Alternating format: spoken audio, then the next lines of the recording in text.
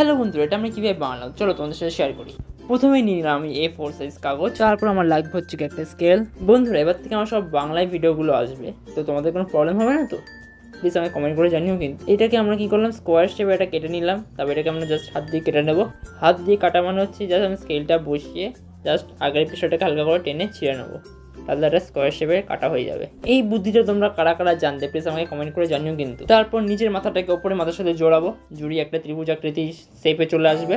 ভিডিওতে তোমরা যেটা দেখতে পাচ্ছ সেই প্রসেসটা তোমরা ফলো করো, ধীরে ধীরে দেখবে একটা ডায়মন্ড শেপে চলে আসবে। তারপর সেই ডায়মন্ড শেপটা ধীরে ধীরে একটা চতুর্ভুজ আকৃতি নেবে। চতুর্ভুজ আকৃতি নেওয়ার পর জাস্ট মাথাটাকে হালকা করে ফোল্ড করে নেবো, যাতে একটা মুখের আকৃতি পরবর্তীকালে বেরোতে পারে। আরেকটা দিকে আমি ফোল্ড করে নেবো, যাতে হচ্ছে কি একটা লেজের আকৃতি বেরোতে পারে। এটা আমরা পরে দেখবো। এবার আমরা লেজের দিকটা হালকা করে ভাঁজ করে নেবো, ব্যাস আমাদের এই লেজটা বেরিয়ে গেল। এরপরে আমরা করবো কি জানো, আমরা হালকা করে স্ক্রিনে তোমরা যেরকম ভাঁজ করা দেখতে পাচ্ছ ভিডিওতে, ওরকমভাবে তোমরাও ভাঁজ করে নেবে পেপারটাকে, ব্যাস আর কিছু নেই। এবার জাস্ট হালকা একটুখানি মোড়ানো বাকি রয়েছে, আমরা ওটাকে কী করবো, হালকা করে একটু মুড়িয়ে নেবো। এবার আমাদের কি বের করতে হবে জানো, কুকুরের বডিটাকে। তো দেখতেই পাচ্ছ আমাদের কি সুন্দর কুকুরটা চলে এসেছে।